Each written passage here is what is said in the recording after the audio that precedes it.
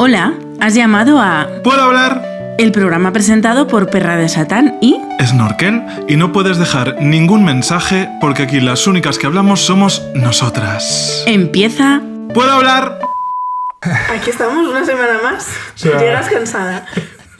Es de verdad las carreras, ¿cómo es? 100 carreras, no, 100 carreras de obstáculos. La 100 carrera metros de obstáculos por 100. Bueno, cariño. Pues a veces hay 101 dálmatas y 101 obstáculos hasta que llegamos, pero Aquí estamos otra semana, siempre llegamos. Siempre llegamos. Somos muy quejicosas, pero Sí. siempre llegamos. Nada, aquí estamos y encima qué ilusión me hace recibir al invitado de hoy, que pues es una presencia del underground, que estamos a ver si levantamos cabeza del underground, ¿no? Un poco boqueamos como los peces que somos, ballenas y orcas, y nos volvemos a meter, pero por lo menos... Escupimos por el poquito culo así, y para adentro también. y para adentro, que es Puto Chino Maricón, Chentatsai, Ay. bienvenide. Gracias por invitarme. Yo ya estoy harta de emerger. Yo ya quiero hundir en la miseria. En la miseria. Es que, de verdad, siempre artista emergente, no se cansan. Nos damos por emergidas. Ya. ¿No? A partir de hoy, aquí Somos las tres oficialmente... ya estamos emergidas. emergidas. Me está viniendo la imagen de Jim Carrey en Ace Ventura 2. Saliendo del culo de la Saliendo del culo de... ¿Os acordáis? Sí, como Pues ahora olvidarlo. mismo somos Jim Somos Carrey. eso mismo. Efectivamente. Bueno, es que además, Chenta, tocas esta semana en Madrid. Sí. Gran concierto al que todas nuestras oyentas tienen que acudir, que es este viernes, Sala. Hemos cambiado la sala Changó. Eso, por eso te digo. Sí, sí, sí. Sala Changó, no os presentéis en las otras. Hora lo sabemos.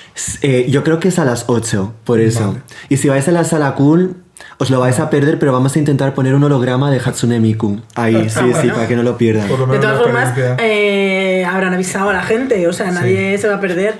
Espero que sí. Esperas que sí. Sí, Bueno, sí. por si acaso, queridas oyentas con entrada, Desde han aquí cambiado la sala. Queda dicho y será para presentar Pasadas de Moda, probablemente el EP que con mayor fruición me he metido por el recto en los últimos meses en bucle. ¡Hala! Es muy fuerte. ¿Cuál es tu canción favorita? Pues a veces es la RAE, me la trae, y creo que también Mamá quiero ser Ay, viral. esa es la Ay. mía.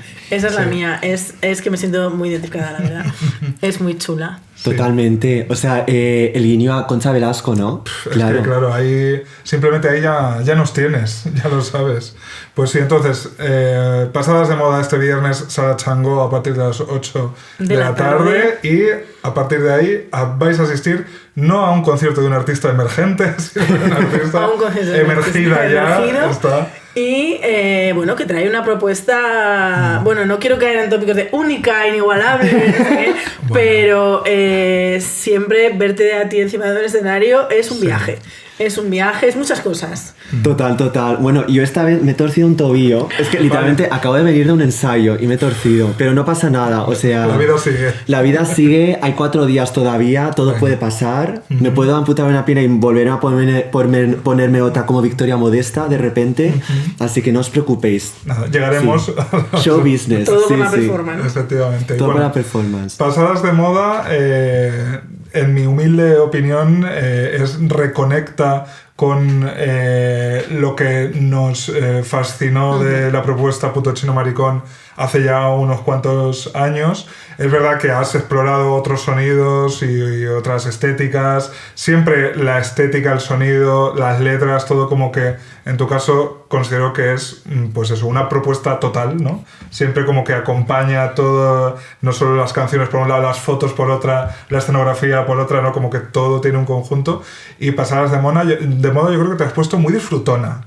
Para Total. este EP, muy pista de baile, is calling, atiende la llamada. Literalmente todas las canciones las escribí pensando en los heteros que van al 8:30 y hacen lololol. Literalmente Nos empecé... conocemos muy bien. Pinchamos allí el pasado viernes. Y teníamos un grupo de heteros que cada vez, o sea, Sí. no sé por qué esa noche nos salió mucho chunda chunda. Ah, bueno, y cada pues vez que mira. poníamos chunda chunda, pues ellos decían lo lo lo lo lo lo lo lo lo lo comparándonos con lo. Es increíble la verbigracia, la capacidad de creación. Madre mía. A ver, el 8,5 cada vez es un misterio. Yo no sé, o sea, ¿cómo os preparáis el setlist cuando pincháis? Pues es intuición pura, intuición femenina. Yo, fíjate, en mi dilatada carpeta llamada DJ, no cita a Avellán, sino cita en este ordenador con el que también grabamos el podcast. Claro, yo tengo como varios niveles de cosas más accesibles que yo pueda o jugar un poquito y tal, a la mierda nuestra pura y dura. Nivel, pues, un Euro Junior, ¿sabes? Un YouTube 2008, algo así como más tal. Entonces, yo voy un poco... No, con la aguja me va marcando hasta qué profundidades me puedo meter. Normalmente en el 8,5 me suelo quedar un poco en la superficie porque es un público ecléctico, pero yo recuerdo, por ejemplo, pinchando en el Horteralia. ¿Tú sabes el gusto de repente, pues, la versión de Lady Gaga de la Tigresa del Oriente? ¿Eso no lo he escuchado? Date placer con mi cuerpo. Date placer con mi cuerpo. No pares. Date placer. Es que cuando veas el vídeo son la Tigresa del Oriente y Berta. Que Berta, hasta donde yo sé, es una one hit wonder que solo aparece en esa versión. Que pinché también, por ejemplo, las de la intuición versión OT. Ay, claro. Ya me puedo ir como a terrenos abisales de nuestro mundo. Que tú también, yo he estado en varias y gloriosas pinchadas tuyas. Recuerdo una, por ejemplo, que fue en el warm-up el año pasado. Ay, qué divertido, en la plaza. Sí. Sí, o en el low, algún low, ¿no? En el del año pasado también. Que yo creo que tú también te gusta explorar subcultura ahí con sustancia, ¿no? Total. A mí me encanta hacer mashups en plan ridículos, por eso. Pero yo creo que cada vez se reivindica más. En el 2018 todavía era un poco como una rareza, pero ahora todo el mundo pincha Ayúdame, por ejemplo. Sí, fíjate, yo me empecé a pinchar hace 10 años, con la tontería. Hostia. Y claro, yo siempre fui como en la intersección entre lo indie y lo marica, un poco. Como que si me llevaban a un sitio indie, era como la sesión más marica del sitio indie, y si llevaban a un sitio marica, pues hombre, no solo iba a poner las 4 cosas maricas de siempre, como que me gustaba ese punto medio. Y ahora yo no es que soy un punto medio, o sea... Ya eres marica emergida. Claro, soy mainstream. Ya en el 8,5 nosotros ponemos una Selena a la primera, pues ya está, ya entra. Y hace 10 años amenazas de muerte.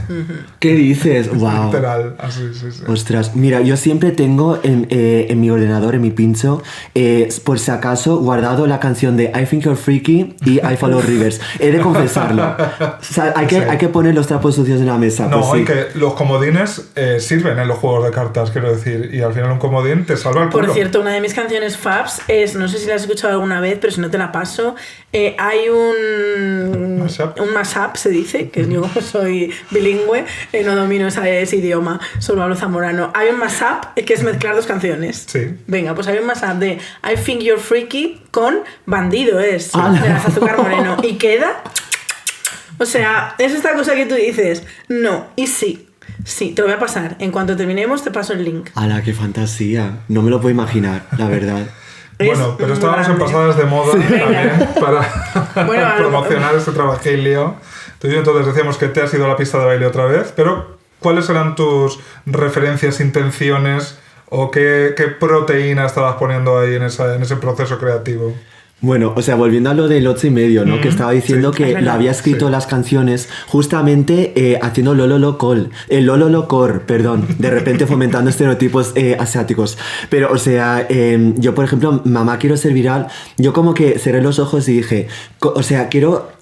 como que sea una melodía súper icónica que que la gente entera empecé a hacer como lololol y empecé a hacer como lololol y así salió la canción y así salió todas las canciones realmente, o sea, salió de una manera muy orgánica porque yo ya sabía que quería tirar a la pista del baile específicamente pensando en elástico, o sea, imaginarme qué era elástico porque yo en su momento nunca salía, o sea, y yo quería recrear ese sonido un poco 2010, como un poco Yell. La de... ¿Cómo era? Acos de Garçon. Acos de Garçon, Sí. Bassin, yo creo que era un clásico de esa época. Yo me harté a pincharla en su día, sí. Es que, o sea, y que sonaba como muy... ¿cómo se dice? Los vocales eran muy crudos y estaba todo casi gritado. Sí, muy alto, ¿no? La pista vocal súper alta. Total. Pocas pistas en general, o sea, de manera así muy evidente, como un riff muy alto también, la melodía súper clara y como muy lineal. Total. Sí, ese sonido un poco Tumblr, ¿no? De esa época. Totalmente. Es que yo volví otra vez al 2010 porque justamente venía de dos proyectos muy, muy barrocos, ¿no? Sí. Que era HGXD y Afon, donde estaba explorando mucho con la sonoridad, con el hiperpop, que al final es todo como sonidos muy cargados. Y justamente para pasadas de moda quería decir, el siguiente paso es ser minimal. Y, o sea, reivindicar ser gente aburridísima y sumergidísima. Y también vino un poco del temor, ¿no? Porque al final, pues, ¿cómo se dice?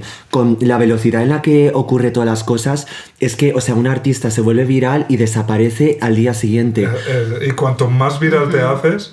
Antes desaparece, antes te quemas. Porque pasó con Murder on the Dance Floor, ¿no? Que de repente el mundo descubre... En 2 semanas no había otra canción. Efectivamente. Bueno, pero se llevó sus galas de premios, sus cosas. No, pues yo me alegro muchísimo por Sofía Ellis Bextor, que a mí siempre me ha encantado. Y de repente como explotó durante 15 días. Todo tenía que tener Murder on the Dance Floor de fondo y ahora es como, ya suena vintage, pero no vintage porque sea una Vintage canción del que tenga 15 años. 2024. Vintage porque era viral hace un mes. Entonces ya está, ¿no? Totalmente. Yo es que, o sea, yo una vez me marcó mucho que una persona en la puerta de Escape, ¿no?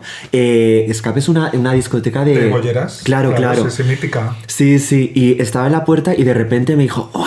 Yo te escuchaba cuando era muy pequeña. Y yo, por favor, que llevo 6 años haciendo esto, que tampoco es para tanto. Y claro, luego me dijo que tenía 19 años. Dije, bueno, igual como el tiempo es más largo para la gente que tenía como 14. Proporcionalmente es mucho tiempo de su vida. Sí. Claro, y más todo el tema de la pandemia. Y luego de repente dije, claro, es que para mucha gente yo ya soy en plan como... un mueble del anticuario, ¿sabes? O sea, yo ya estoy pasadísima de moda y dije, lo voy a reivindicar. Y de ahí vino un poco el álbum y también el revisitar los sonidos del 2010 que justamente está incumpliendo con todo este ciclo de las tendencias de los 20 años, ¿no? Porque también para criticar cómo, o sea, todas las tendencias están volviendo, pero a una velocidad feroz, hasta tal punto en el que realmente ya no es un ciclo. Vivimos en un plano, en plan horizontal, donde todas las tendencias de todos las décadas, los siglos, están coexistiendo y conviviendo a la misma vez. Sí, yo ahí estoy de acuerdo porque me da la sensación de que hay que producir tanto #contenido, ¿no? Que no vale ya solo con el ciclo natural, que efectivamente podríamos decir que se pone de moda lo de 20 años atrás, ¿no? Porque ha pasado el tiempo suficiente, ¿no? Pues tienes 30 años y te acuerdas de cuando tenías 10. Esto en la generación millennial, o sea... Yo creo que no nos queda nada ya por reivindicar de nuestra infancia. Literalmente hoy he visto en Twitter un remix rollo salsa de Te Entiendo de Pig Noise. ¿Qué dices? O sea, que yo creo que ya con el remix salsa de Te Entiendo de Pig Noise ya hemos acabado. Ya está. O sea, la nostalgia millennial ya está completa. Hemos llegado al fin de Jumanji. Siempre hay algo más que recordar. Mira, yo hoy también en Twitter precisamente de repente me he acordado de Onda Vaselina. Pero eso es bastante anterior. No, era a principios de los 90, sí. Y de repente, pues, salió en una conversación y yo no me acordaba de ellos. Y cuando yo era en minúscula, me gustaban mucho, porque pegaron un petardazo que no veas, con la canción esta de Dan, dubidu, dan, dan, dubidu, dan, dubidu. Y los había olvidado. Los había olvidado por completo. O sea, que no se acaba la nostalgia millennial. Hay barca para seguir. Me ha salido en TikTok los Chukis. Sube que te llevo. Ay, ¿qué pasa, monstruo? Sí, un libro es un gran amigo. Será por el del libro que te ha salido. Pero sí, no, yo creo que ya, las caras B de nuestra infancia y las caras C y B, ya está todo explotado, ya no nos queda nada. Y efectivamente, concuerda con lo que tú dices, ¿no? Que ya no nos da solo con 20 años, ¿no? Que de repente, en 2024, algo de 2018... pues ya es remember, ¿no? Como ¿Creéis que a final de año, a lo mejor en diciembre de 2024, se volverá a reivindicar Marden de marzo? Pues le tocará otra vez, ¿no? Pero me parece interesante que como que hayas usado esto, ¿no? Y que, pues sí, pues mira, pasadas de moda, ya está, ya circulamos a tal velocidad que algo que acabo de sacar ya está pasado, ¿no? Totalmente. Y es muy gracioso porque, por ejemplo, la canción de Tu pares un fatxet humano en la TERF, yo lo subí primero en Instagram. Y, o sea, es muy gracioso la diferencia entre, o sea, las visualizaciones en Instagram, que se volvió bastante viral ese clip, versus la canción en Spotify o en las plataformas de streaming. Y es como, o sea, al final la gente también está consumiendo fuera de las plataformas de streaming, total. que lo utilizábamos también para medir un poco cómo funcionaba una canción. Y la verdad es que, o sea, está moviendo todo tan rápido que no me adapto, o sea, todavía estoy aprendiendo. Pero creo que no te adaptas tú y no se adapta nadie, o sea, es imposible seguir el ritmo de cómo avanza la tecnología porque cambia cada día, o sea, es que hasta el algoritmo de Instagram cambia cada día, no puedes no adelantarte, sino ya cumplir con sus exigencias ir todo al el ritmo, rato. ¿no? Ir al ritmo. Están ya, o sea, ya que una canción o que un vídeo se viralice en Instagram ya casi es magia, porque hay se tienen que dar tantas conjunciones a la vez que casi ya es chamánico. Por ejemplo, que salga un mapache haciendo así. Ya está, Pedro.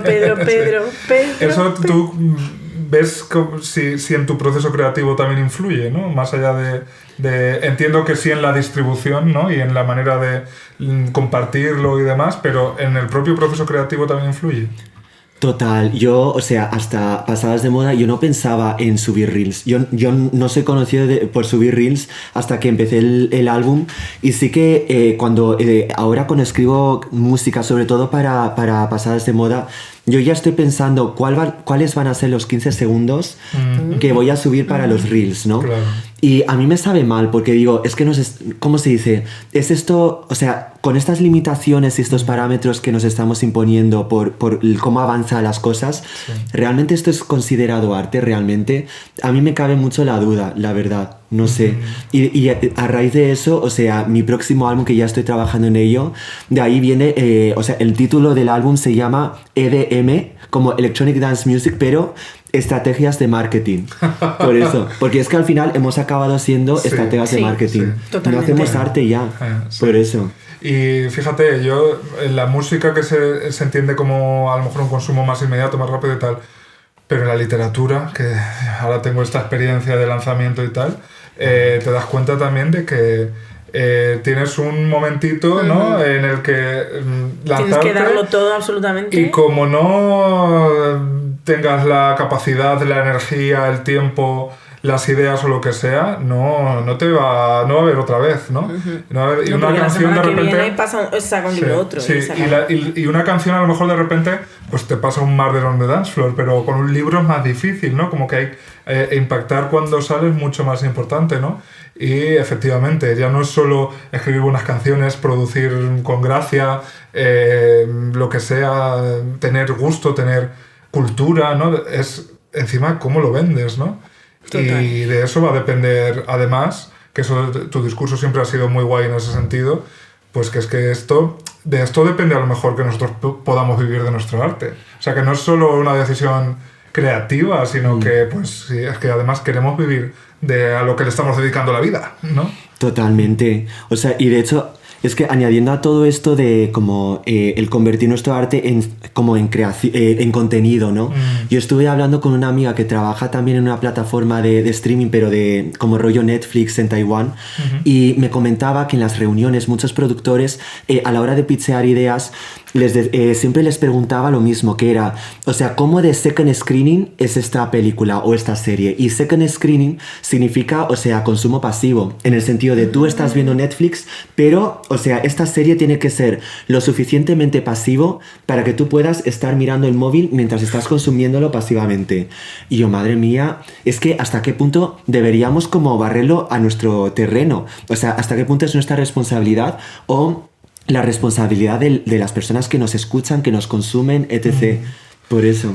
Qué complejo. Es que lo primero también es darse cuenta, porque supongo que la mayoría de las personas que tienen Netflix no se plantean ni siquiera de qué forma lo están usando, a pesar de que probablemente todos tengamos la serie que vemos mientras cocinamos o mientras trabajamos o mientras planchamos o mientras no sé qué, pero no nos damos cuenta de que lo estamos consumiendo de esa manera.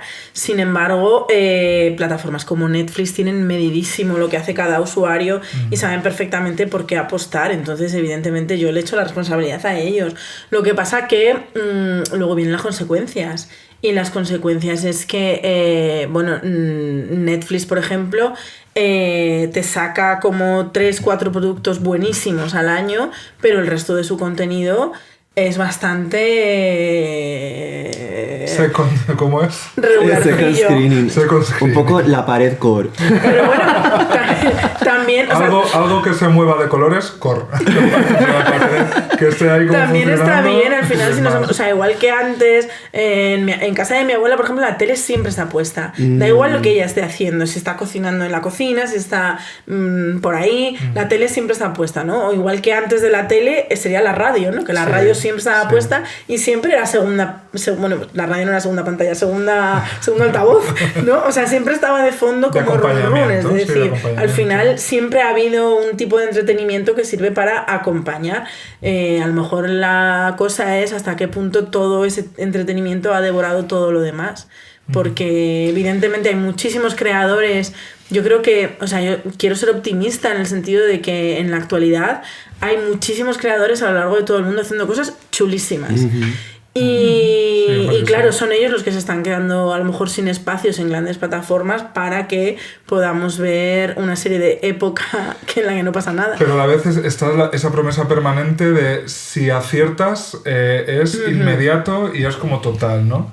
Entonces es como buscar esa tecla de manera o pues estratégica, ¿no? Con estos estudios de marketing ya aplicado hasta a el chiquito que empieza a producir con su Fruity Loops en su casa por las tardes, ¿no? Pero bueno, ahora resulta que tienes el ejemplo de Roju, ¿no? Roju o Roju, o como se diga.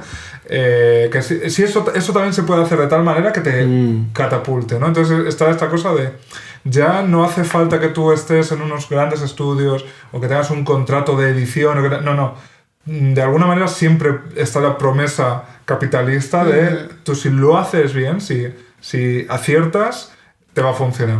Entonces, claro, estamos pensando, ¿qué es lo que dices? Estoy pensando en hacer la mejor canción posible o la canción que acierte, ¿no? Total. No sé tú eso cómo lo manejas.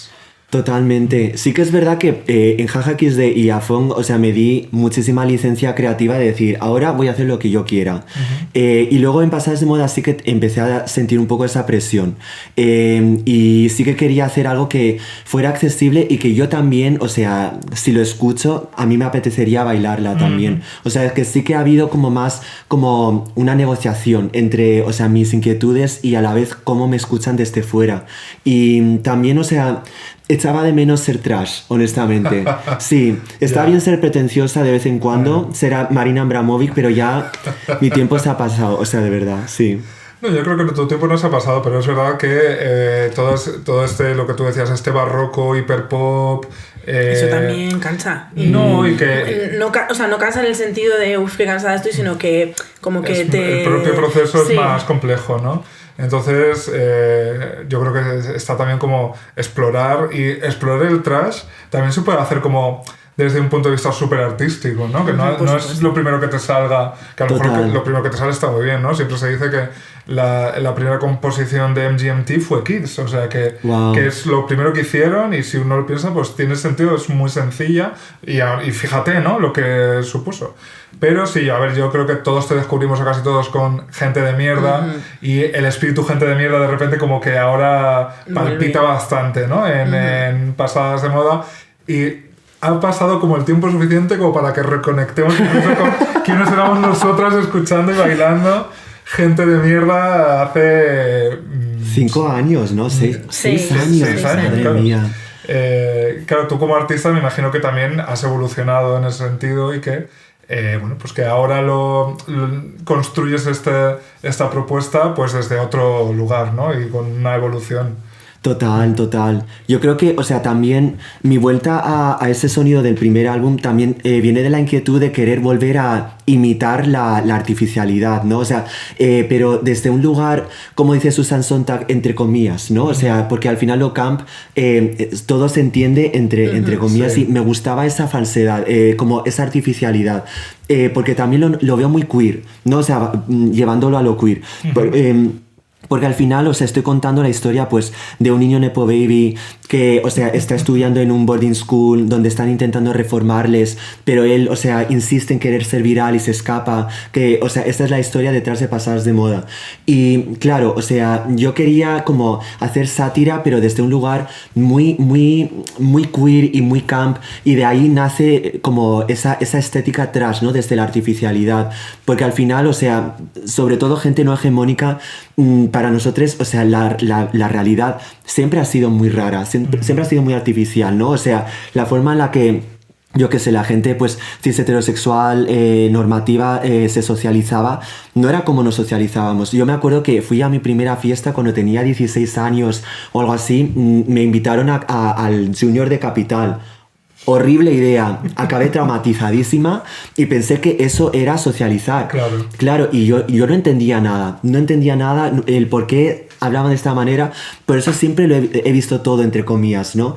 Y yo creo que, o sea, inevitablemente cualquier cosa que toque, como Midas, no se convierte en oro, pero se convierte en trash, porque es como yo entiendo la realidad. No sé cómo lo entendéis vosotros también. Hombre, esa mirada queer no está en el objeto al que tú se la aplicas. Está de acuerdo de repente el ordenador con una manita. Quiero decir que... Es que dan likes aleatorios. De repente sale como aquí emojis. Esta mirada... está en el ojo que mira, valga la redundancia. Quiero decir, como que la comunidad queer, incluso cuando, siendo una precomunidad, pues yo creo que empezamos a hacerlo más gracias a internet, pero también, no sé, nosotros veíamos películas con 13 años que de repente las escogíamos y las escogíamos con 13 y con 6, te diré. Sí, pero las escogíamos de una manera, o personajes... quiero decir, pues los villanos de Disney es una cosa que es un ejemplo como muy paradigmático, pero bueno, pues son las películas más accesibles que teníamos, y de repente a nosotros nos gustaba Úrsula de la Sirenita, no nos gustaba la Sirenita, o incluso el Príncipe, ¿no? O sea, nos gustaba Úrsula, ahí había algo que nos apelaba, y es pues ese notes on camp que le podríamos poner, seguro, ¿no? Pero ¿por qué siempre nos gustaba a Úrsula de Sirenita? ¿Por qué que nos queríamos vestir un poco como Rita Repulsa de los Power Rangers, ¿no? Quiero decir, hay una cierta sensibilidad un poco inexplicable, pero que resulta que conectaba, ¿no? Y yo creo que eso es súper queer, También es queer en el sentido de que nos hemos tenido que conformar con migajas y con sobreentendidos y con, pues eso, Hades de Hércules, que no sabíamos por qué, pero se expresaba de una manera que nos apelaba, ¿no? Y ahora podemos reconstruirlo, y claro, ahora nosotros somos los productores de cultura, que seremos a todo lo underground que quieras y tal, pero la producimos nosotros. Y yo creo que también has dicho tú una palabra que creo que es importante, que es la negociación que hacemos, ¿no? La negociación que hacemos de cómo de claros queremos ser, porque ahora resulta que efectivamente queremos llegar. O sea, esa es otra, ¿no? Queremos llegar. ¿Puedo llegar? El próximo podcast. El episodio de hoy podría ser ¿puedo llegar al mainstream? Porque al mainstream de una cierta manera, porque eso va a hacer que yo pueda vivir de esto o no, ¿no? Como que ahora es como, vale, ¿cómo de migaja doy yo para que se la coman el público heterosexual de nuestro querido 8,5, ¿no? Y es una negociación, lo has dicho muy bien con esa palabra, ¿no? Es una negociación permanente, ¿no? De hasta qué punto, hombre, tu nombre artístico es Puto Chino Maricón. Quiero decir que precisamente ya de entrada es muy statement, ¿no? Pero incluso así, ¿no? Pues comentabas ahora que sigues negociando, ¿no? Y con la parte queer, absolutamente, creo yo. Totalmente. Es que la negociación yo lo he estado hablando sobre todo con compas en plan asiáticos, racializados, y cómo, o sea, a veces hay que reivindicar esa contradicción en el sentido de que, pues, o sea, es inevitable que en la mayoría de los castings que te vas a presentar te han llamado para ser, pues, la persona china que trabaja en un bazar, en un restaurante, que forma parte de una mafia china. O sea, si empezamos a rechazar todo esto, o sea, ¿hasta qué punto? O sea, nos vamos a cargar nuestra carrera. No tienes carrera, claro. Por eso yo siempre les digo que hasta un punto tenemos que negociar con esa contradicción de decir, o sea, el arte ya de por sí es contradictorio. O sea, el hecho de que tú quieras encontrar razón es imposible. Así que reivindícalo también en este sentido, a la hora de, o sea, qué espacios quieres ocupar, cómo te quieres expresar, y al final, o sea, siempre puedes hacer un poco de terrorismo cultural, en el sentido de que, como dice Esti, ¿no? Que, o sea, tú puedes, yo qué sé, meterte en esta película y de repente hacer chas, ¿sabes? Y hacer un statement, hacer algo extremadamente rompedor, pero siempre es el medir. Pero tienes que llegar a la película para hacerlo. Que para mí eso es para llegar a la película supongo que es eso, que tienes que negociar muchas veces contigo mismo e incluso renunciar, a lo mejor también, porque al final todos sabemos cuál es el precio de llegar al mainstream, más o menos. Cuando eres hombre es uno y cuando no eres hombre es otro, y ese otro incluye muchísimas cosas que hay gente pues que a lo mejor simplemente hay gente que no llega, pero a lo mejor hay gente que no quiere llegar. En tu caso, ¿cómo te mueves tú? Ya, yo he descubierto que no quiero llegar. O sea, como que obviamente quiero llegar a gente, ¿no? Pero de repente verme en una multinacional, no. O sea, tuve la oportunidad, vi el contrato y me asusté. Y dije, es que a lo mejor para un artista que es cantante, intérprete y se quiere enfocar 100% en eso, le viene genial, pero para una persona que se autoproduce y lo hace desde un lugar político, ¿no? Como podría ser, pues, escribir, ¿no? O sea, decidir tu portada. Estas decisiones, al final, para muchos artistas es vital, pero yo también entiendo que hay otros que sí que no les importa sacrificar esa parte y se quieren enfocar en un punto muy específico. Pues yo creo que, por ejemplo, las multinacionales están enfocadas para ese tipo de artista, y por eso, de repente, Arca sigue, creo que está en XL Recordings, ¿no? Porque al final Arca es una artista 360. Ella es imagen, es productora, es cantante, es performer, y una figura como Arca es que, o sea, a lo mejor no tendría sentido en yo que sé, Universal, de repente. Claro. O Sophie tampoco, yo creo que Sophie tampoco estuvo en Transgressive. Creo que es que claro, quizá en la industria anglosajona especialmente hay más como estas independientes gigantes, ¿no? Quiero decir que son, porque XL es la de Adele, ¿no?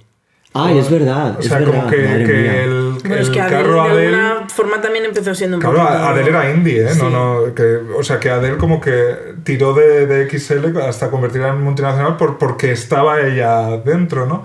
Pero sí, aquí es que, hijos míos, ¿qué voy a decir? En España, no por nada, o sea, yo no tengo esta ambición, ni mucho menos como de... Quiero decir que me parece ya bastante como que el mercado de España ya es bastante grande y bastante diverso, y como que ya cuesta mucho, ¿no? Como para encima irte fuera, pero los circuitos muchas veces es que son muy únicos, ¿no? Quiero decir, al final, un proyecto como el tuyo, pues sabes que tienes que ir a festivales que son muchos divertidísimos y tal, pero son festivales en los que tú sabes que el público no es tampoco exactamente el tuyo, que tampoco la propuesta, que a lo mejor te han contratado porque tienes una canción que, oye, por lo que sea, sí, o sea, yo estoy convencido de que gente de mierda pues te hizo ir a muchos festivales, claro que sí, y bendita gente de mierda, y ojalá pase con Pasadas de Moda, con la RAE o con cualquiera.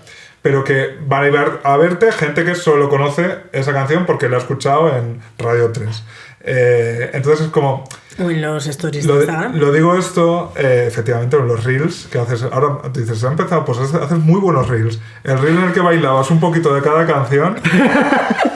Poca broma, que es el que yo dije, porque lo reconozco, es como, yo decía, uy, sí, Chenta ha sacado esto, pero lo mismo que viene se te va y ya no lo vuelves a ver, y si no subes el reel, pues dices, pues si yo tenía esto pendiente de escucha, ¿no? Y te pones a escucharlo.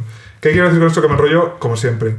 Que muchas veces desde el público parece que las decisiones artísticas son mucho más, tienes muchas más opciones y como que al final tú decides a qué festivales vas, qué horarios tal. Oye, pero es que se te oía un poco flojo y tú, si tú supieras las negociaciones con los técnicos de sonido de las salas y de los festivales, más cuando aparece una cacatúa como nosotras, que yo ahí tengo experiencia también. Tú apareces pintada como una puerta en la prueba de sonido y sabes que y no te van a acercar. Y ese señor que hace lololo en el 8 y medio. Efectivamente, que luego los hay majísimos, Hombre, claro. De verdad que hay de todo. Pero como que hay tantas cosas que no dependen de ti en tu carrera, ¿no? Tú percibes eso también, ¿no? Como que el público cree que tú decides todo y que, cariño, tenemos muy poco poder.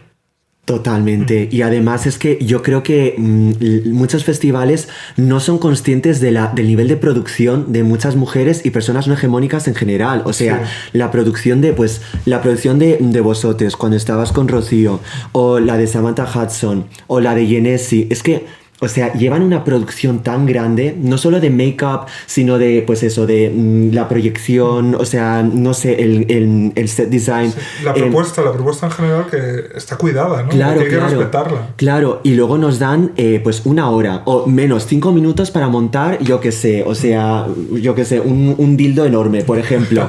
Claro, son cosas que no entienden, o sea, de que al final nuestras producciones son completamente distintas porque nuestro lenguaje, nuestro arte viene de un lugar distinto que requiere dedicación en esa parte. Porque a lo mejor, yo qué sé, tampoco quiero estereotipar, pero voy a estereotipar. Pero es verdad que, pues, grupos de, a lo mejor, de personas heterosexuales, hombres, cis, o sea... Sí, que como lo he puesto. Pues sí, o sea, la producción es un poco, pues da un poco de lástima, ¿no? Porque al final, pues entiendo que igual dan más empeño en el directo, en el sonido, ¿no? Quizás. Pero claro, o sea, nosotros tenemos que... montamos coreografía, tenemos que maquillarnos. Ahí, esas horas no están figuradas a la hora de la producción. A la hora de decir, tienes que estar aquí a las 3:30. Pues igual tenemos que estar ahí a las 5 de la mañana. Con todo lo que tenemos que llevar. Pero eso sí que es verdad que, o sea, cuando pisas cualquier... festival es territorio alienígena. Sí. O sea, no te entienden para nada. Sí, y muchas veces lo que ocurre es que de esos espacios depende que tú realmente des otro paso en tu carrera. Quiero decir que estar en un festival adecuado, a una hora adecuada y que la cosa salga bien, de repente puede multiplicar literalmente tus oyentes ese mes. De tus oyentes resulta que te escucha alguien que está trabajando no sé dónde y como te ha escuchado ese mes en el que sí que el algoritmo te trata con más cariño, piensa una canción tuya para que suene en no sé qué programa de fondo y porque suena en ese programa de fondo, aparte que la SGAE te da unos centimillos, la gente se fija en eso y de repente ya te asocia en su imaginario como que eres un artista que suena en la tele y tu estatus ha cambiado. Y es una cuestión de percepción. Y esa percepción son muchas casualidades juntas, pero que muchas veces el empeño del artista es casi destruir las casualidades negativas que le salen a su paso y que salen todo el rato, ¿no? Y en la música especialmente. Yo, porque lo mío, en esa cesta no puse mis huevos, no todos, como que fue un divertimento más bien, pero se ve como si te tratan con cariño, ese concierto en ese festival te sale bien y la cosa ya ganas un peldañito más. Pero claro, no depende de ti, es que esa es la cosa. Total. Casi nunca depende de uno. ¿Y alguna vez habéis aprovechado una plataforma mainstream, entre comillas, como pues en la tele, etcétera, para hacer alguna gamberrada? Hombre, yo fui a First Dates. Empezando por ahí, ¿no? Cuando saqué mi primera novela, fui a First Dates y me llevé la novela para regalársela a mi cita y así se viera en la tele. Claro que sí. Para eso está. Como ya no existe el diario de Patricia. Claro, hubiera ido perfectamente al diario de Patricia. Yo ay, mira, una anecdotilia. Cuando yo era adolescente, yo hacía catfish a la gente. Yo me hacía pasar por una mujer sexy y delgada para hablar con hombres por internet. ¿En el chat de Terra? En el chat de Terra, en el chat de IRC. Yo también me hacía pasar por una chica joven. Y vivía con pánico real a un día que me llamaran de Patricia y se descubriera todo el pastel. Porque hubo un tiempo que se llevó muchísimo lo de Me ha engañado por internet. No, que llevara a tu cibernovio. Sí, o sea, claro que tú sí. ibas al diario de Patricia pensando que a lo mejor te ibas a conocer a Alejandro Sanz, imagínate, ¿no? A ti te llamaban, oye, mira, que vamos a hacer un programa especial para fans de Alejandro Sanz. Entonces tú ibas en calidad de fan de Alejandro Sanz y de repente aparecía ahí Manuel de Alicante, con el que llevabas 7 años hablando, y claro, sorpresa. no eras la persona con la que había estado hablando. Yo tenía pánico absoluto a que eso me ocurriera, sobreviví. También aprendí la lección, dejé de hacer catfish, porque luego dices, hija, ¿esto para qué sirve? Para nada. Pero bueno, ya sabemos muchos también lo que hay detrás del catfish, que al final son inseguridades. Hombre, claro que sí. No sé en tu caso, pero en el mío era tener miedo atroz al rechazo, vamos. Sí, claro, o sea, hacerte pasar por otra persona es un ejercicio también interesante que nos ha enseñado muchas cosas en la vida. E Internet, pues, lo permitía. También te digo, yo seguro que hemos estado al otro lado y al final, en esos chats de Terra interminables, te podía la fantasía de la propia charla de esa noche muchas veces, así aquello tenía más recorrido o no. Pero bueno, esto nos sirve para decir también que Internet y la cultura digital, por supuesto, es parte fundamental de PCM, de puto chino maricón. Y claro, ¿cómo coges tú esa argamasa, ¿no? Porque es un barro pues muy esquivo muchas veces, ¿no? Y además son referencias que pueden no ser tan compartibles, porque bueno, es un vídeo que a lo mejor a ti te hace gracia, pero que la gente puede no haber escuchado jamás. Pero yo creo que sí, lo digital, como siempre, redunda, ¿no? en tu proyecto, y es de lo más guay, la verdad, es lo que a mí más me gusta. Oh, muchas gracias. Ya, o sea, pero es que al final somos todas hijas de internet, o sea, del post-internet. Yo, bueno, o sea, luego también quería preguntaros en plan vuestro nombre o sea, de catfishing, porque yo me llamaba Erika, con K. Sí. Qué moderna. Sí. Joana era una básica. O sea, Joana. yo, coma, Ana. Ana. No, Joana. Yo era una básica. Joana lo Lady Gaga. Y yo, wow, referencias. No, Ana. O sea, es que podría haber sido más básica toda mi vida, Dios mío. Bueno, yo era Morenica89. Pero eso era el nick. Sí, claro, pero... No, mi nick era Morgana. Porque yo iba... Desarrollo de personaje regular. Claro, es que yo antes hablaba de esos personajes queerco de que os llamaban la atención. A mí siempre me llamaban la atención las brujas, las vampiras, las fantasmas. O sea, sí. Ese era mi universo completamente. Tú eras un poco darks y un poco vamp. Sí, totalmente. Bueno, o sea, desde que tenía 3 unidades de años que vi Pesadilla antes de Navidad, y yo a ella dije, esta es mi mierda. Entonces yo siempre he seguido ese camino, y bueno, pues hubo un tiempo en el que Morgana, Merlín, los caballeros de la mesa redonda, eran como a thing, ¿no? Entonces, pues en ese momento Morgana era una tía chulísima, pues y yo dije, pues Morgana. Entonces mi nick era Morgana _ porque había otra Morgana.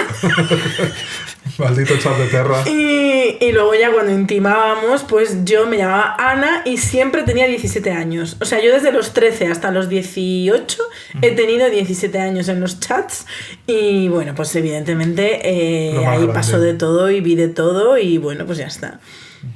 Qué fuerte. ¿Cómo era Erika? Erika, es que claro, Erika realmente fue como el detonador de todo el proyecto. O sea, es que muchas veces lo pienso. Hazle una canción. Sí, Erika. Es que había una chica en mi colegio que se llamaba Erika. Y era como esta chica, ¿cómo se llamaba la gótica? Emily the Strange. Era igual que Emily the Strange. Yo la admiraba, quería ser igual como ella. Era súper pálida, con un piercing en la nariz. Y a raíz de eso, como que yo estaba también pasando por un momento de disforia de voz. O sea, como que yo estuve mucho tiempo sin hablar, justo cuando me estaba cambiando la voz. Y a raíz de eso, o sea, yo me empecé a sumergir muchísimo en internet y a construir esta identidad como ficticia de lo que yo pensaba que era Erika, ¿no? Así que yo desde siempre os he encontrado refugio también como mi plenitud como identitario en internet.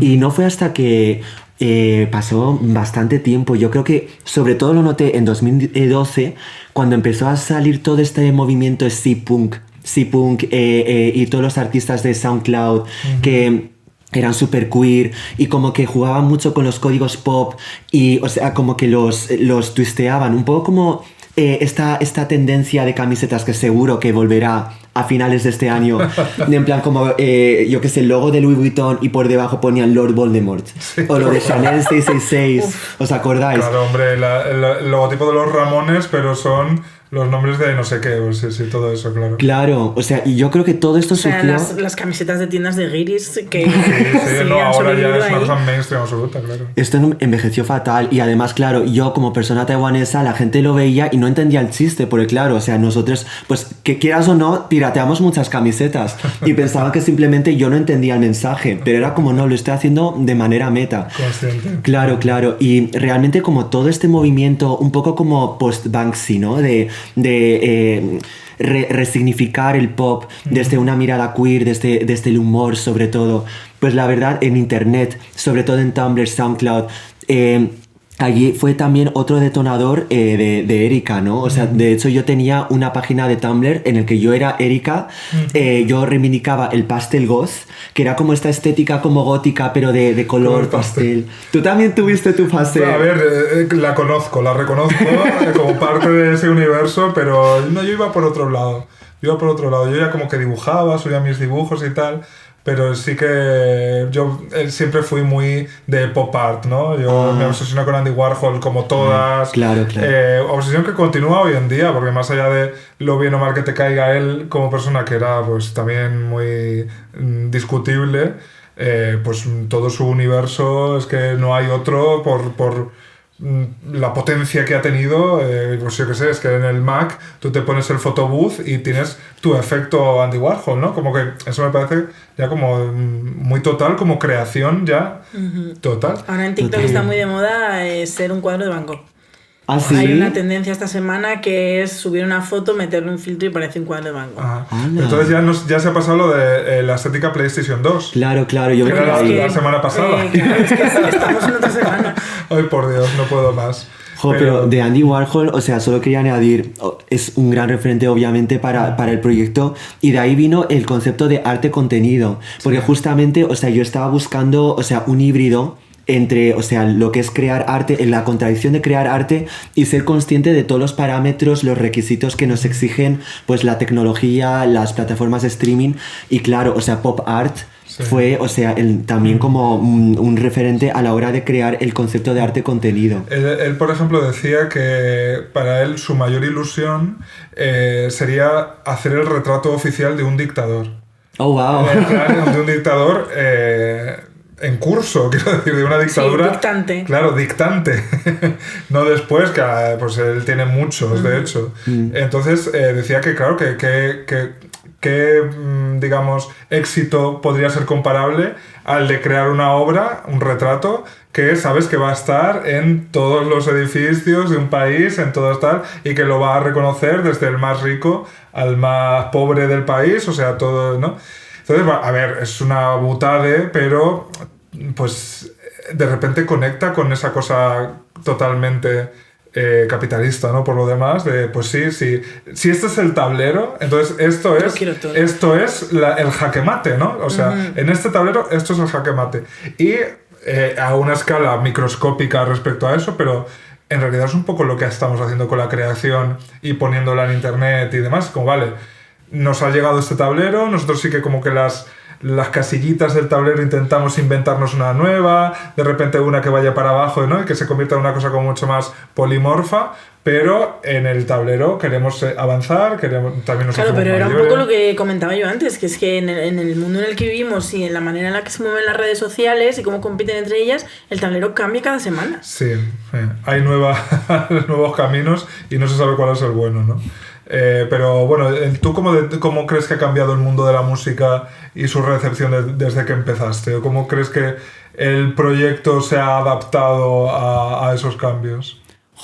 Yo creo que el proyecto, o sea, realmente como viene de internet, siempre está como evolucionando en ese sentido, ¿no? Y también me permito esa transformabilidad. Porque yo sé que, por ejemplo, o sea, hay artistas que son muy estáticas, que sacan un álbum, sacan 5 y todos suenan relativamente parecido. Pero yo cada álbum, o sea, me permito también volver a empezar.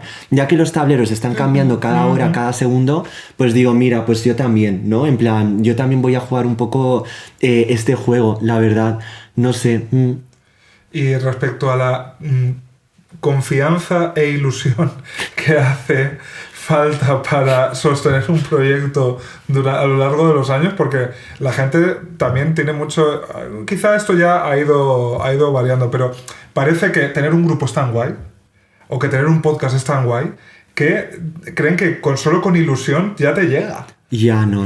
Y que la confianza de, vale, yo me subo a un escenario, yo me planto aquí delante de una webcam, en nuestro caso, también muy Tumblr, Coded y todo, creen que esa confianza la tienes siempre, ¿no? Y sin embargo es, de nuevo, una negociación constante con esto, ¿no? Entonces, ¿qué fuerzas motoras tiene Puto Chino Maricón era pasadas de moda? Jo, yo ahora mismo me he vuelto muy artjo, muy pretenciosa, porque me gusta mucho como... ahora estoy explorando justamente otros espacios porque ¿cómo se dice? El stream del pop está yendo demasiado rápido y ahora estoy muy interesada justamente en ocupar o desocupar espacios museísticos donde sí que te permite, o en residencias, ¿no? De artistas, donde sí que te permite desarrollar un proyecto durante 6 meses, por ejemplo. Y, o sea, que para mucha gente 6 meses es nada, pero para nosotros es como una bendición, realmente. O sea, imagínate 6 meses centrándote en un proyecto. Sí. O sea, un sueño.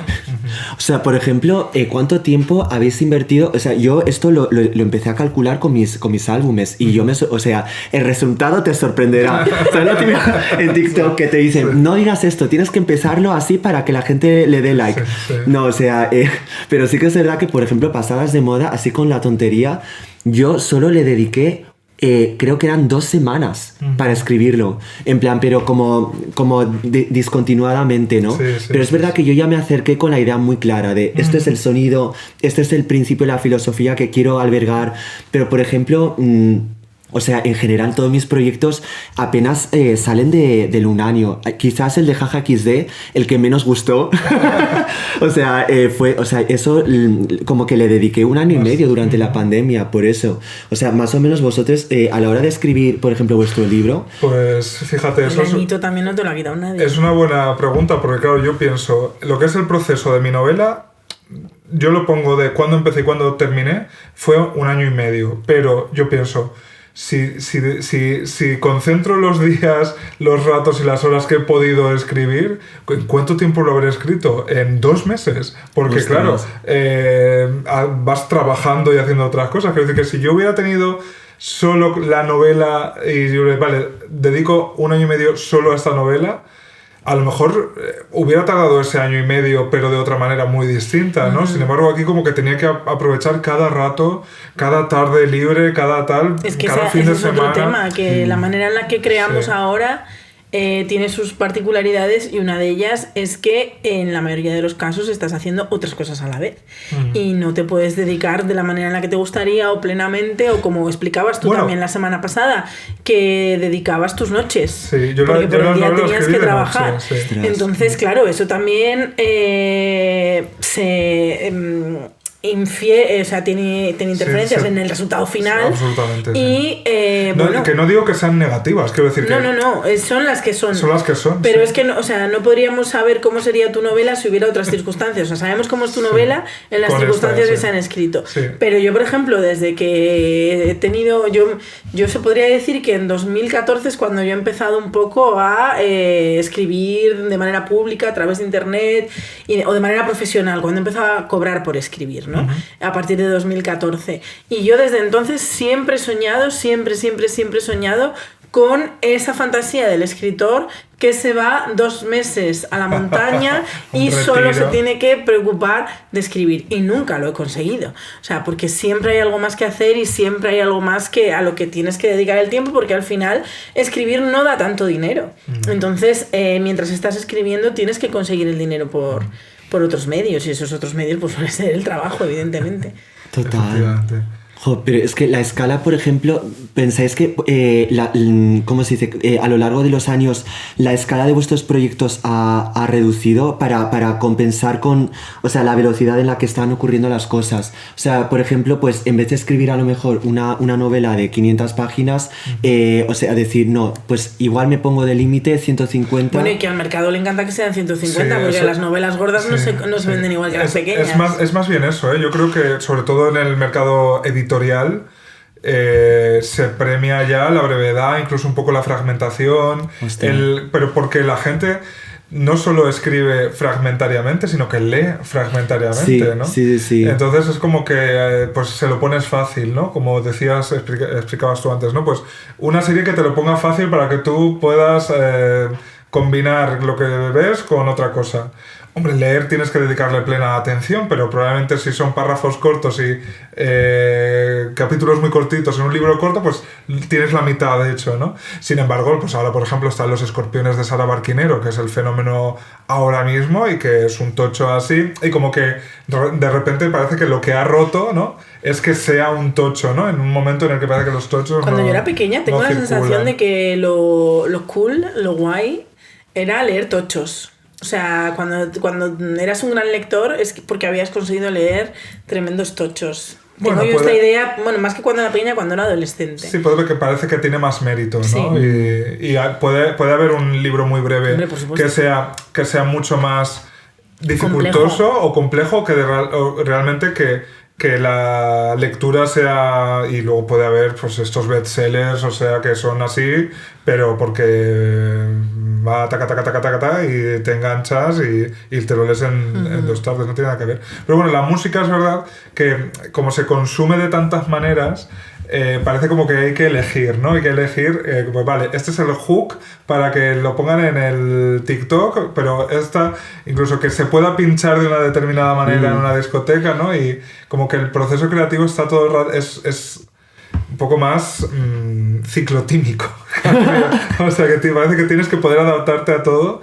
Y bueno, en ese sentido yo creo que también tu formación como músico con estudios clásicos, supongo que también por lo menos te da herramientas, ¿no? Aunque quizá a lo mejor en un momento dado como que eso te hace perder frescura, ¿no? Quizá una cosa, la naivete esta de probar.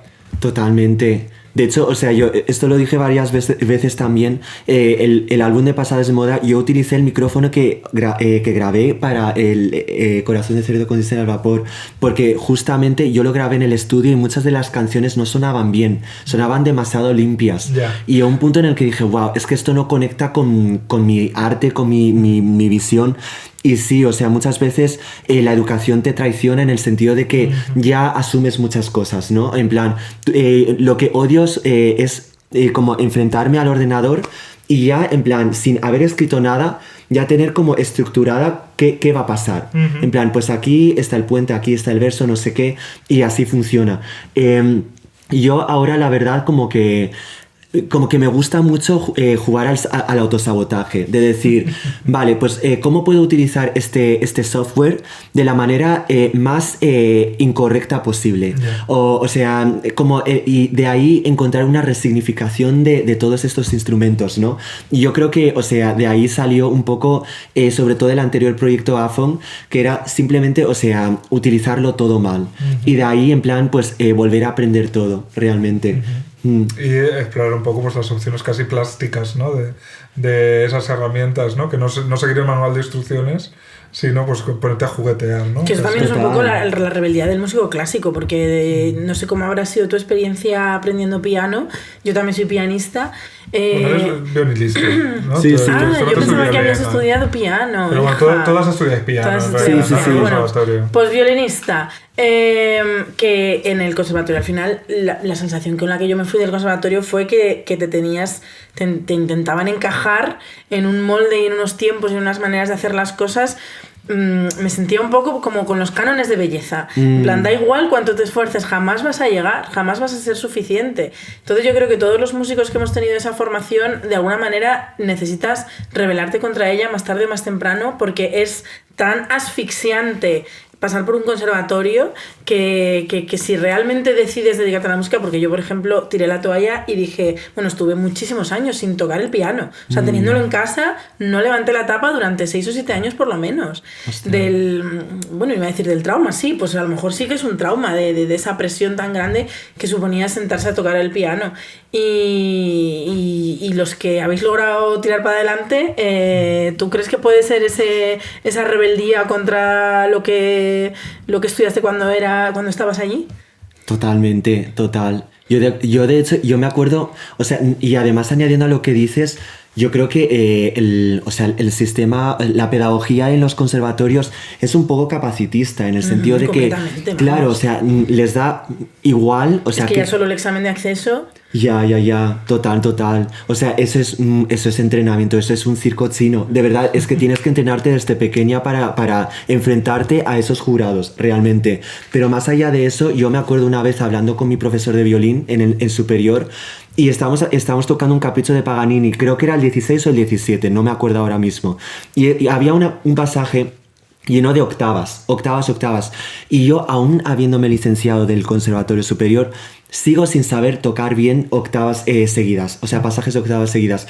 Y yo un día bromeadamente le dije, oye, ¿y si de repente me compro un pedal?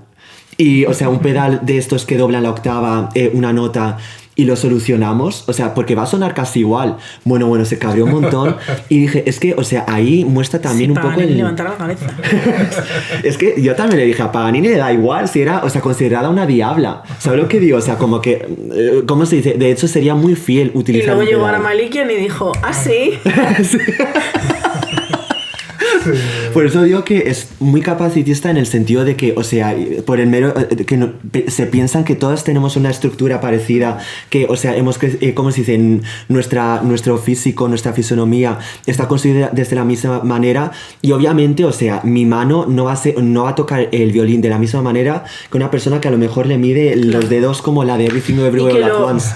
Lo interesante sería precisamente explorar las capacidades de cada persona por separado, no hacer que todas sean la misma y toquen de la misma forma. Y la creatividad de cada uno, ¿no? Que ya más allá de eso, pues el estilo, la pulsión cada una musical, pero bueno, supongo que el conservatorio, que tiene en su raíz conservar, en fin, que no precisamente se está ocultando de su tal, pues bueno, tiene este halo de, bueno, pues de aquí sale la gente que hace las cosas a lo clásico, ¿no? Y además es una formación clásica, así es que sí, totalmente. El lenguaje mismo te lo dice, pero por eso precisamente creo que es tan interesante que haya proyectos rompedores, pero que tengan ese conocimiento dentro, ¿sabes? Que no sea solo la cuestión punk, que por supuesto es súper valiosa y tiene que haberla, por supuesto, y dialogan muy bien esto, ¿no? Pero, pues eso, un violinista clásico con actitud punk probablemente hace cosas que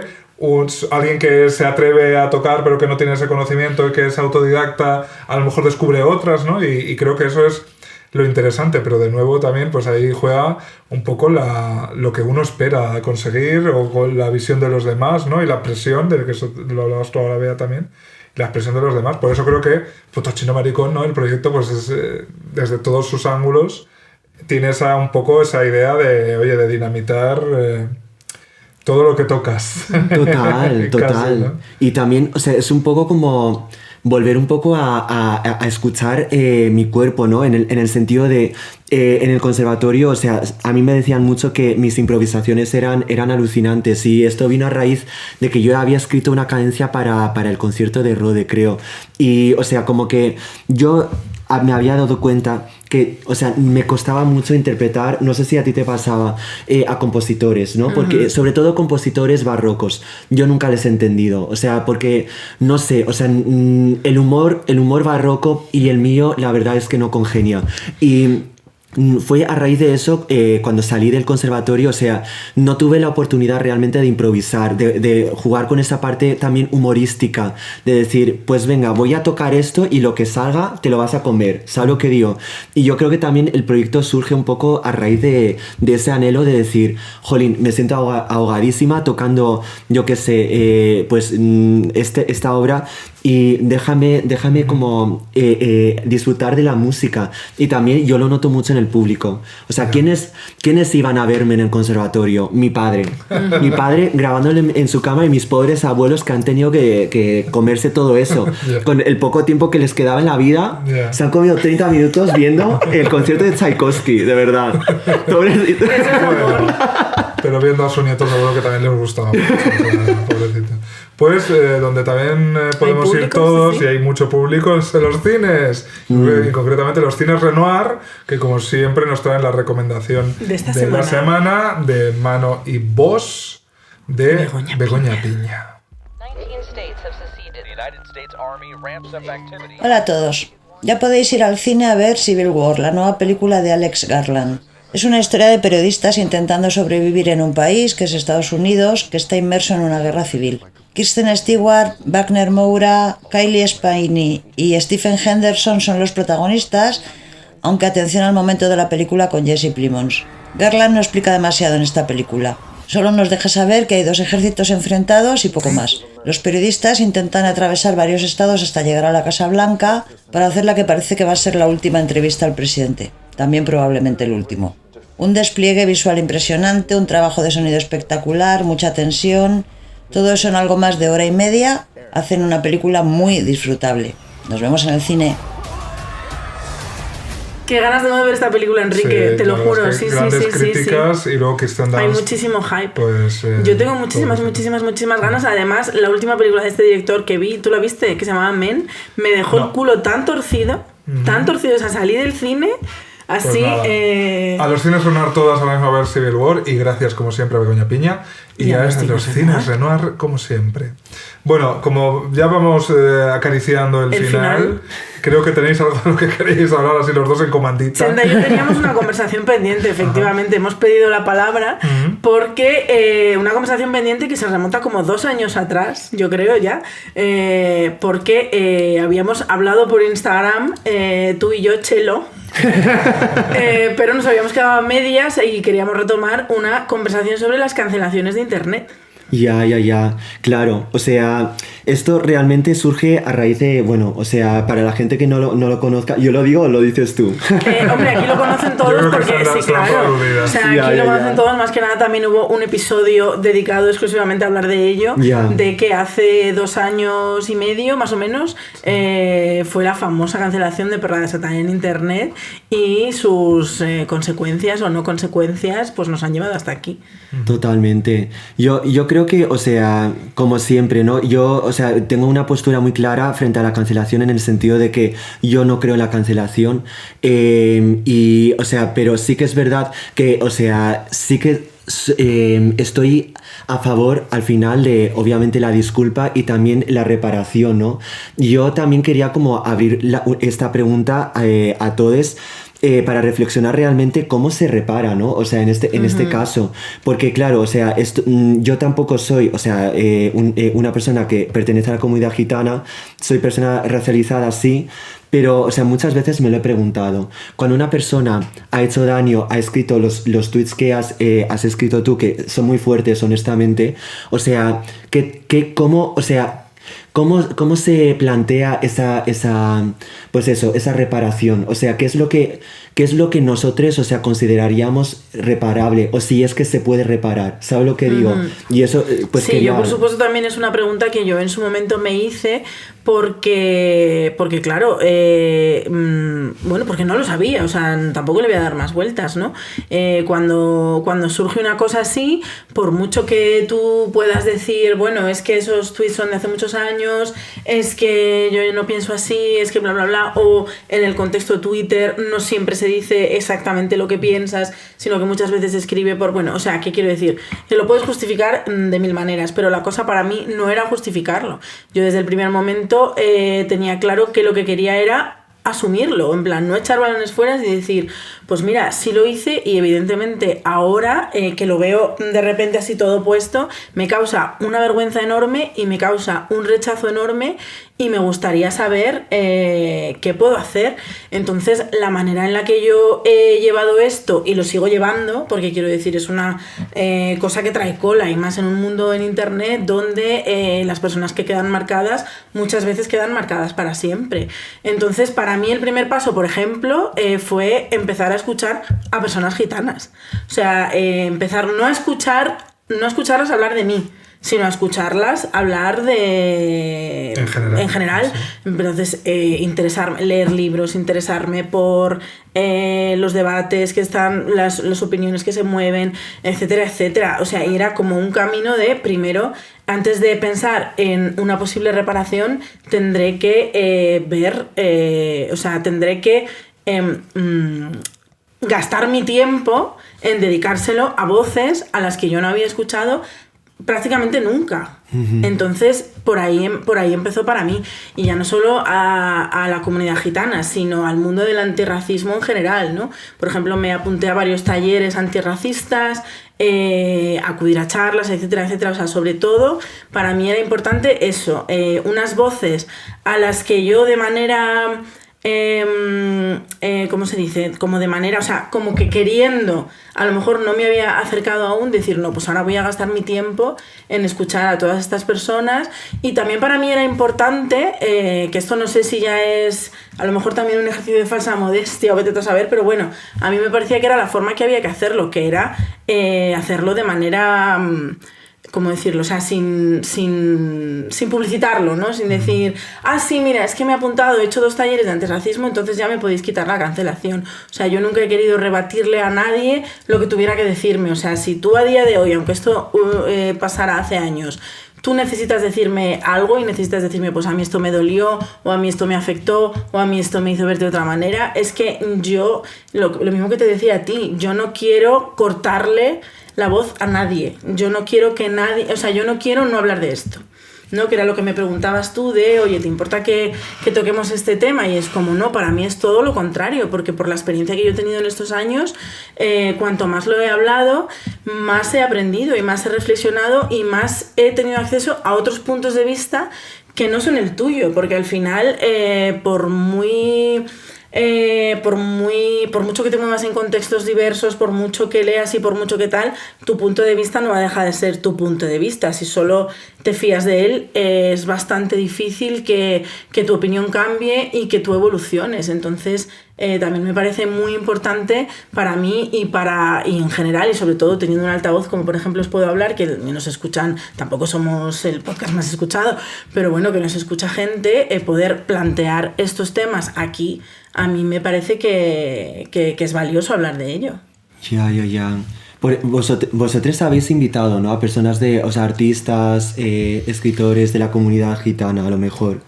Pues, en el podcast, ¿puedo hablar? No, no hemos tenido el episodio sobre esto. Yo creo que ya ha pasado el tiempo suficiente como para decir que hice mis acercamientos y es verdad que, bueno, pues también era complicado para una activista gitana como de repente venir aquí a ser la persona que limpie la suciedad de este tema, ¿no? Entonces...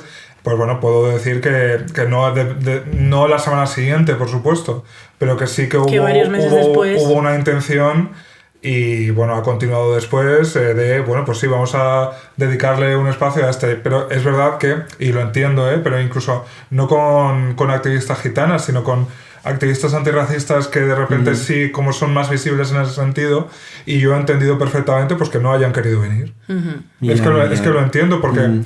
Más allá de que todos más o menos con sensatez sepamos que evidentemente Bea es un ejemplo en ese sentido muy paradigmático de que lo que hizo y lo que hace ahora pues es que no tienen nada que ver, aún así claro, pues hay que respetar evidentemente va por delante esta cosa de bueno, pues la imagen pública de estas personas, que además ser un activista antirracista visible ya son muchos problemas. Es decir, no hace falta que yo te lo diga a ti precisamente, ¿no? Que me puedo quedar aquí whitesplaining, ¿no? Pero ya son mucho... Es una cosa muy delicada en el que realmente, como esa especie de imagen que proyectas, tiene que ser como muy... Ya sabes lo que representas y que no puedes, como que se puede malinterpretar nada. Entonces, pues sí podemos decir, porque ha salido el tema de manera, pues aquí casual, bueno, no casual, pero bueno, que ha salido sin más, que sí lo hemos intentado y que hemos respetado que las negativas, porque evidentemente como venir de repente a no, pues ahora vas a ser tú la persona antirracista que hable con Perra de Satán, ¿no? Aunque sea 2 años después de esto, pues no ha ocurrido, simple y llanamente. No pero oye, que todavía estamos a tiempo, que nos quedan varios programas. Si alguien nos escucha y se quiere pasar, nuestro micrófono siempre está abierto. Pero es verdad que, sobre todo al principio, nosotros, bueno, igual que te hemos contactado a ti, la manera que tenemos de contactar a las personas a las que queremos invitar al podcast siempre suele ser o bien a través de las redes sociales o, bueno, de forma directa, quiero decir, no hay representantes de por medio, cosas así. Y es verdad que hay gente y no necesariamente personas racializadas, o sea, que hubo gente que en su momento pues no se quería mojar, y yo honestamente es que lo entiendo, entonces no le di ningún tipo de... Quiero decir, es que lo entendía perfectamente, y más tal y como está el panorama de internet hoy en día, ¿no? Que también en cualquier momento van a sacar punta, y luego también la responsabilidad ya personal de decir, no quiero que mi mierda recaiga sobre otros, es decir, no quiero que por hacer algo yo de manera pública pueda manchar o pueda fastidiar a otros, que eso también es algo que nos pasó, que nos invitaron a un maratón de podcast que hicieron en el espacio Afro, y las personas que nos invitaron luego tuvieron también este tipo de problemas. Entonces, claro, también caminas un poco con pies de plomo, porque yo por lo menos, o sea, yo no quiero generarle problemas a gente para nada, o sea, esa no es mi intención en absoluto. Yo, fíjate, lo que he hecho, a ver, yo soy casi... me salpica muy, muy levemente, obviamente, no es lo mismo, pero lo que he intentado hacer es que me he dado cuenta de que puedo hablar por lo que sea, por este tema. No va a ser el espacio como para generar discurso antirracista, porque por cómo funciona el mundo, pero eso no, yo lo que he intentado es como, vale, pero... pues recomendar otros podcasts, otros espacios donde sí, pues estoy viendo que esto sí está ocurriendo. O ir a ver, pues se me ocurre, a Silvia Agüera viendo Yo no soy tu gitana, y hablar mucho de ello y recomendarlo y comentarlo, como que eso sí. Y a lo mejor sí que decir, vale, pues a lo mejor puedo hablar, puede funcionar, porque no tenemos que funcionar todo en todos los niveles. Pues de verdad, a mí me parece que lo que hemos hecho con la cuestión trans, en el momento en el que de repente ahí sí podíamos arrimar el hombro sin problemas, ¿no? Digamos, sin que eso pudiera ser malinterpretado, tal, pues de verdad, mirad nuestras invitadas. ¿Cuántos podcasts han tenido como invitadas a tantas mujeres trans como puedo hablar? Y hemos tocado el tema. Porque también ha habido hombres, ha habido hombres, pero especialmente porque sabemos que son la diana. Es que de verdad, muchísimas. Y eso ha sido una apuesta consciente de decir, vale, a lo mejor para esto sí podemos funcionar, ¿no? Y con toda la tramitación de la ley trans, pues hay como discurso antes, durante, después, como que eso sí que ha sido una apuesta muy continuada en el tiempo, que a mí personalmente también me sirve para decir, vale, pues a lo mejor yo no tengo que ser el que, o este espacio no tiene que ser el que lo cumpla todo, sino que a lo mejor sí que hay una cosa que dice, vale, pues céntrate en esto. Pero vamos, que a nivel personal, aparte de lo que podamos hacer de manera pública, o sea, a nivel personal, tú puedes trabajar mucho, ¿no? O sea, y yo es en lo que... O sea, no es que eso hubiera sido la mecha para yo decir, ay, ahora voy a estar en el ojo público, tengo que estar compartiendo todos los días libros, canciones, películas, de no sé qué, de no sé cuánto. O sea, sino a nivel personal, hacerlo para mí. Y porque, o sea, lo único que te da, de verdad, es gratificante. Incluso una discusión por Instagram, o sea, incluso una persona que viene con ganas de discutir y mantienes la discusión con ella, es que también, o sea...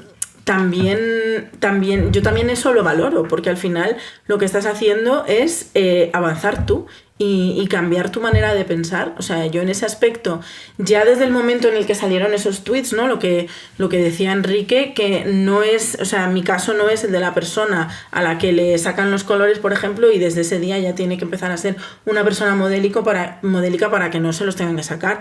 Yo creo que más o menos, a pesar del impacto que tuvo eso en mi momento profesional o lo que fuera, más o menos seguía haciendo exactamente lo mismo de cara a la galería, quiero decir, o sea, puedo hablar, siguió adelante, quiero decir, no fue una cancelación de se me cayó todo, me quedé sin nada, me tuve que esconder. Entonces, aprovechando que todo seguía para adelante, pues yo la decisión que tomé fue eso, de vale, pues voy a aprovechar las redes sociales que yo tengo para contactar con otras personas, para conocer activistas, para informarme, para aprender también, para encontrar bibliografía, porque realmente era algo que no era mi prioridad. O sea, eso sí que es verdad, ¿no? Eso sí que cambió.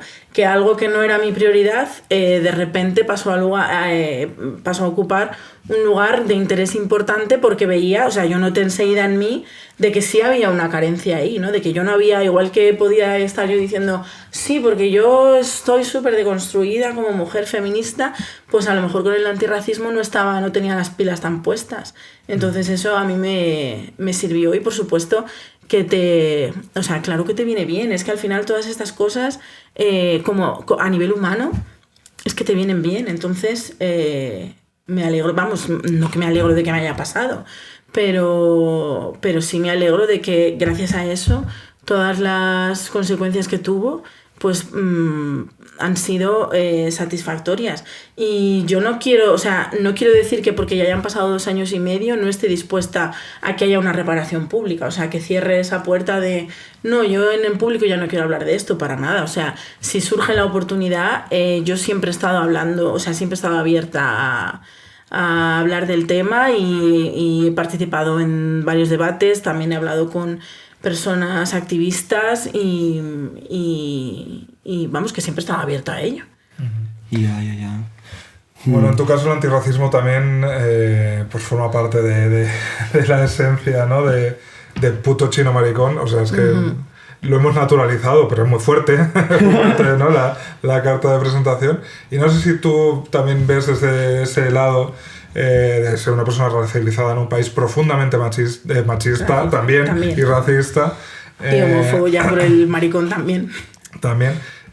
No sé si ves como también evolución, ¿no? Desde el momento en el que tú decidiste presentarte ante el mundo con todas esas supuestas debilidades, ¿no? Lo que te colocaba por debajo, pues mira, pues esto soy.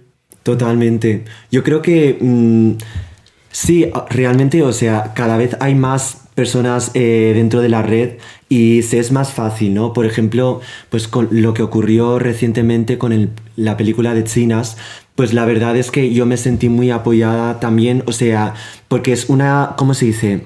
Esto lo hemos llevado hablando y comentando dentro de la comunidad desde hace muchísimo tiempo, y más que nada por respeto a las personas, amigues, compas racializadas asiáticas que estaban trabajando en este proyecto, o sea, nos pronunciamos hace relativamente poco realmente.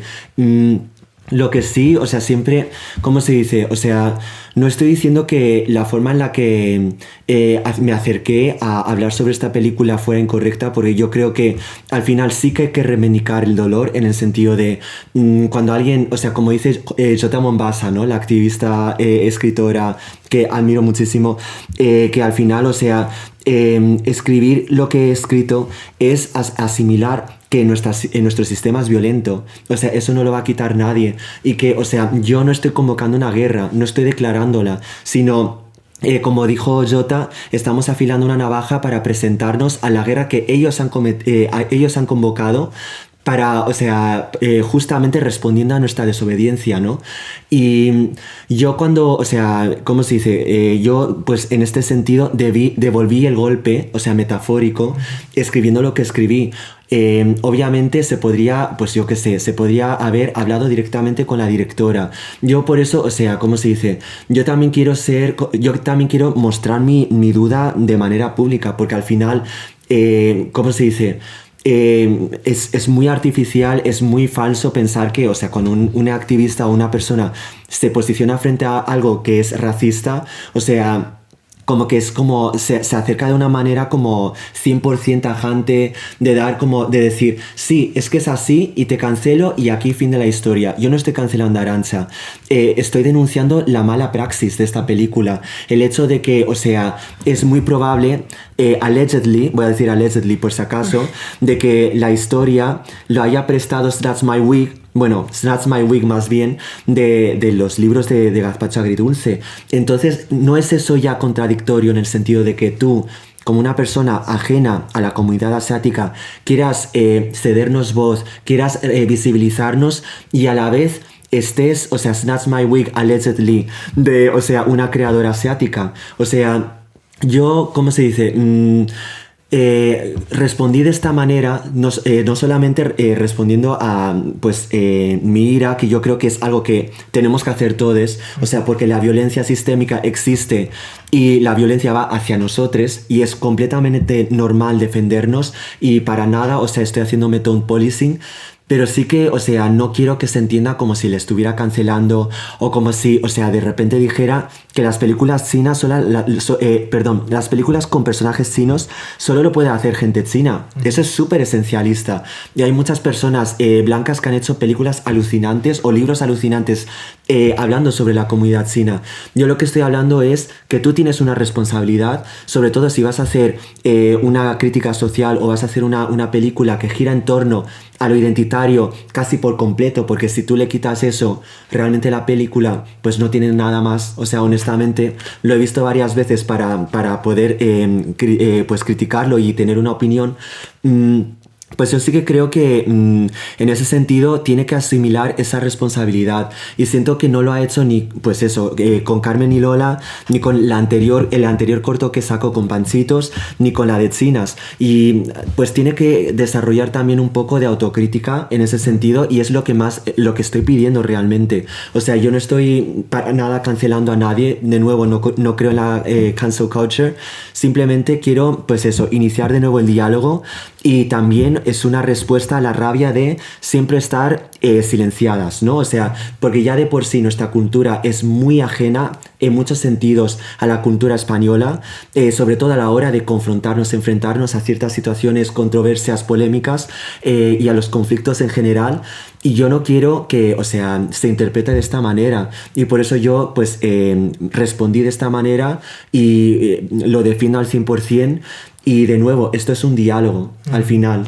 O sea, yo quiero hablar con ella. ¿Sabe lo que digo? Y además es que yo estoy convencido de que saldría algo muy productivo, porque yo, vamos, casualmente conozco a Arantxa Echavarría, porque bueno, trabajó en la Academia de Cine, ella se llevó Goya y tal.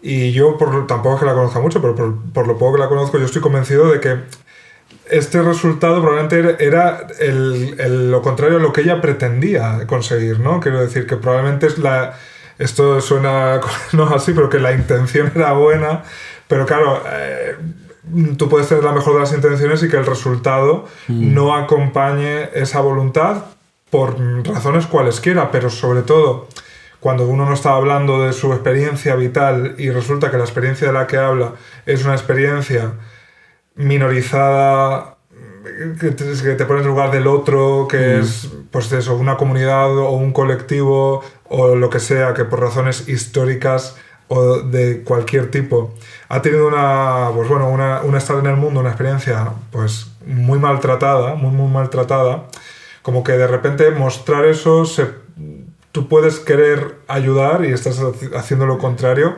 Y yo pongo el ejemplo siempre, pero yo como persona gorda he querido hacer discurso antigordófobo y me ha salido un discurso gordófobo. O sea, queriendo avanzar en mi antigordofobia, he creado discurso gordófobo porque simplemente pues, no tenía el conocimiento, las herramientas que después sí he tenido. Entonces yo estoy convencido, no quiero así como... no, pues ahora yo te digo que soy el abogado del diablo no, pero creo que realmente sería muy interesante que hablaras con Arantxa Echavarría, de verdad, y que esa conversación se mantuviera de verdad, porque sobre todo las personas blancas vamos a necesitar mucho acompañamiento y mucha pedagogía, porque el privilegio es es un parásito Sí. tan bien agarrado a nuestras entrañas que aunque nosotros lo queramos expulsar, de verdad no es suficiente con nuestra voluntad, que es probablemente lo que ha pasado aquí, que la mirada blanca sobre la comunidad china en España, Arantxa probablemente lo que quería era como expulsarla y no le ha salido, ¿no? Pero de todas formas, aquí también hay, o sea, igual me equivoco, pero aquí hay un plus y es el allegedly plagio a Juan. Sí, que eso es otro tema. Eso es otro tema que evidentemente ahí ya pues sería mucho más palmario, pero digamos que más allá del ejemplo de chinas, probablemente el discurso antirracista necesita de voces blancas, entendiéndose, de los espacios que ahora mismo solo pueden ocupar esas voces para que circule, ¿no? Pero a la vez ese discurso que llegue de las personas blancas necesita ese asesoramiento, ¿no? Y esto pasa con todas las minorías. Nosotros tenemos que explicarnos a los heteros lo que es ser queer para que los heteros en espacios que las personas queer todavía no pueden ocupar empiecen a hablar de ello, pero nos vamos a estampar por el camino 1000 millones de veces, ¿no? No creo que pueda ser de otra manera, pero aquí evidentemente, y encima ha sido invitada en este podcast, 100% con Juan, en el sentido de que ahí pues ella era la persona idónea para contar esta historia. Eso 100%. Ya. Claro que sí. Y no es que solo fuera la persona idónea, es que tenía las capacidades. Y que ya lo ha hecho, Total. en sus cómics y tal, como que ya se está haciendo, no es que una que cosa... eso también es un poco también hablar de cómo funciona el sistema, iba a decir cinematográfico, pero no, el sistema cultural. Quién tiene acceso y quién no. Porque hay cosas que pasarán en la industria de la música, pasarán en la industria editorial y pasarán en todas las industrias de la cultura, y es que, bueno, a veces las propias industrias, las propias empresas quieren un nombre antes que otro. O sea, para tratar el mismo tema, o sea, el tema les parece bien, pero prefieren un nombre que venda, que les asegure un recorrido, una recaudación, a una persona emergente, a lo mejor, a pesar de que lleve muchísimos años, en el caso de Juan, también trabajando en sus proyectos, pues que no pueda tener el mismo tirón. Y eso no sé si ha sido este caso en concreto, pero bueno, que es un caso que ocurre, que ahora mismo, por ejemplo, yo que he trabajado como guionista, hasta para ser guionista ya, o sea, ya se está poniendo de moda ¿cómo se dice? El manager de guionistas. O sea, ya te tienen que vender para que tú puedas escribir un guión, porque tienes un nombre, porque eres una persona, porque no sé cuánto. Entonces, la manera en la que está cambiando el mercado también está generando nuevas violencias y nuevos problemas, que yo evidentemente estoy completamente de acuerdo contigo. Tenemos que hablar de ello. O sea, porque si no se habla de ello, no se conoce. Y se queda en los circuitos chiquititos y no causa realmente un impacto donde tenemos que llegar, que si no es al mainstream, si es a la gente. Y por suerte ahora, también gracias a internet, hay muchas maneras de llegar a la gente, y no necesitas salir en la portada del País para que tu mensaje llegue, porque ahora ya tenemos otros canales. Entonces también en ese caso completamente a favor de que se hablen las cosas, porque es que de verdad que solo me parece beneficioso. De que se hablen y de que se bailen. Después de hablar, claro, de 5 a 8 hablar y a las 8 ya al concierto. Efectivamente. Pues eso, este viernes, puto chino maricón con pasadas de moda en la sala Chango, no confundirse. Y también, oye, pues el discurso antirracista también se baila, claro que sí. Y eso forma parte de trabajarnos colectivamente, así que yo me lo voy a perder porque estaré en Bilbao, porque este sábado presento La Mancha en Bilbao a las 12 en la Sinsorga con Irantxu Varela. Yo intentaré no perdérmelo, a pesar de que coincide con la fecha de mi colonoscopia. Bueno. Pero yo creo que voy a salir bien. Voy a salir, o sea, nunca en un concierto tuyo ha habido una persona con el colon tan limpio como lo vas a hacer tú en ese momento. Lo voy a hacer yo. Entonces tenemos concierto el viernes, presentación el sábado, colonoscopia. Nuestra agenda. Pero a la mía no podéis venir, por favor. Vaya por Dios. Muchas gracias, Chenta, por bendecirnos con tu presencia. Ay, gracias a vosotros. Y con tu discurso. Y recordamos también nuestras fechitas. Vamos a estar gira de despedida de Puedo Hablar, 8 de junio en Valencia, 14 de junio en Barcelona, aunque no han salido aún las entradas a la venta, y 22 de junio en Madrid. Y se acabó lo que se daba, cariños míos. Y las entradas de Valencia y de Madrid sí que están a la venta, y ahí traca final y a tomar por culo. próxima en en otros caminos y en otras circunstancias. Gracias, Chenta. Gracias por venir. kao-fi.com/puedo hablar. ¡Anda, guapa! Hoy ya es de noche, se nos ha hecho de noche. Ya, Raca, raca, fíjate. raca, raca.